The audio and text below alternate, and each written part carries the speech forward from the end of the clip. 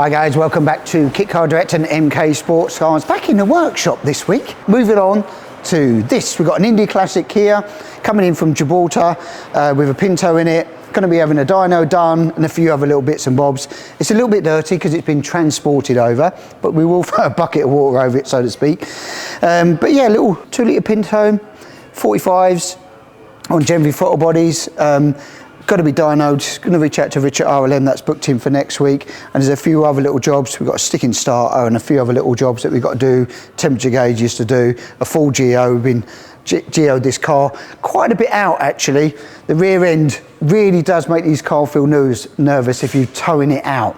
Now, they are fixed and you have to what's called shim the hub. So if you've got a hub mounting to the upright, the only way for adjustment on those is shimming behind the bolt on the whole hub there to get it to tow in. If you tow it out, this back end will feel really nervous, and the customer's been reporting that. Thought it was the tyres, but basically it was geometry, and we had quite a bit of positive camber. You want a nice, decent amount, 1 degree negative camber, but we had positive camber on quite a few wheels. Really makes it feel quite nervous otherwise. So get it set up, get it dialed in, and then we'll head on off, and we'll probably get a video of this on the rollers. It's mainly not for much power, but more for about drivability for this particular vehicle to make sure it stops, starts and goes really nice. So yeah, looking forward to that. It's been really nicely detailed in some of the areas actually. Got some nice carbon headlights, very smart carbon wings, and there's something carbon silencer, but something a little bit different on the rear, which will show you, which the customers, they've Frenched in all the rear lights actually. So even on the mudguard, the LED light's been Frenched in, the reverse, the high level brake light, even the number plate has all been Frenched in. It's been painted, the car, and then the fog and that and there. So done a really nice job of sort of smoothing that whole rear end up there. So, you know, I suppose it's something you can do. People say, why don't you do it? Well, it does limit the fact that you can only have that particular light on there. I suppose that's one factor to think about if you do that, and you can only have that size of number plate if you wanted to sort of have some show plates, so to speak. But yeah, it looks really clean, the back end. I think he's done a nice job, even the interior, nicely detailed, got the freewheel on it, got our instruments, carbon, a few bits in here. I say it's a little bit dirty where it's been transported, but it has come a long way. So yeah, nice little car. Can't wait to see what it does on a dyno and get it dialed in, really. We're back in it again with the Indy Classic on the 2 litre Pinto. Basically got unmixed management on a set of throttle bodies.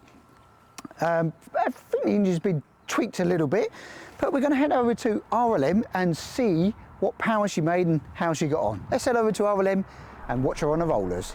Right, well, thanks for handing me over, Sean. I'm here to give you a bit of commentary whilst we take this car to RLM and put it on the rollers. Now, as you can see, this car does have a 2 litre Pinto engine, which is a bit of a different engine to what we usually see in the rollers in the modern day, but this car has come over from Gibraltar, so let's see what she does.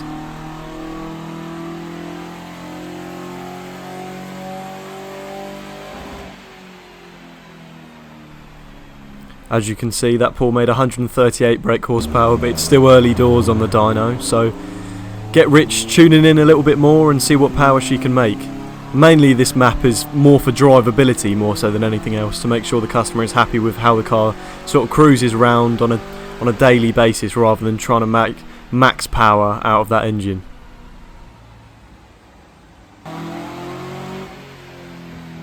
Lovely fireball out the side there.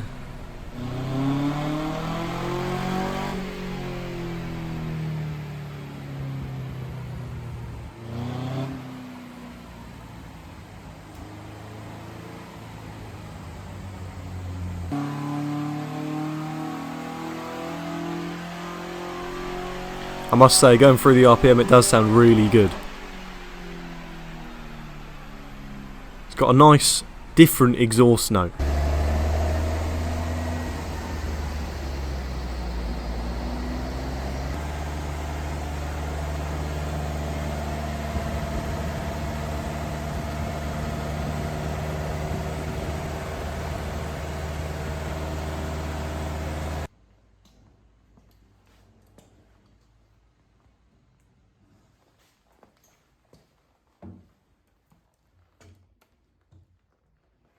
Right, that's about it from RLM. I'm now passing back over to Sean to wrap things up.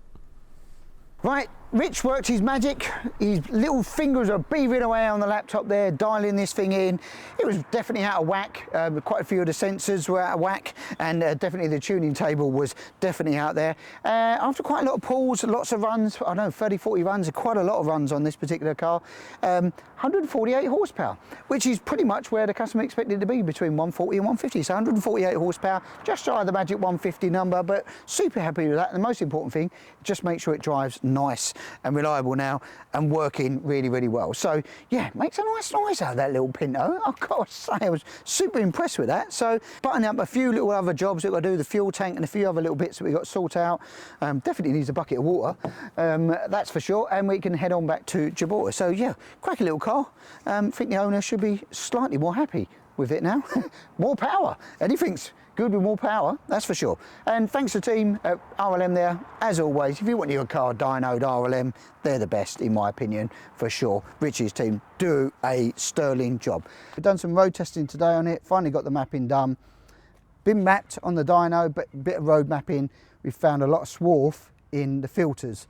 The customer had cut the fuel tank, and I think a lot of the aluminium swarf had gone through the filters. So if you're going to cut a fuel tank up, my recommendation is make sure you really clean it out if you have to cut it and weld it. We've put a new fuel tank in this now, but the filters are clogged up, the injectors were blocked up with aluminium, and even the fuel pressure regulator was blocked up. So we were wondering why we couldn't map it as well as we'd liked on the road. And that was the reason. The fuel pump, it destroyed the fuel pump actually. So we put a new fuel pump on it. So now this car, been geoed, been done. She will now head home and have a lovely summertime in Gibraltar. So I'm sure Alex will be extremely happy and pleased to hear that. And there goes the phone. That's good timing, isn't it?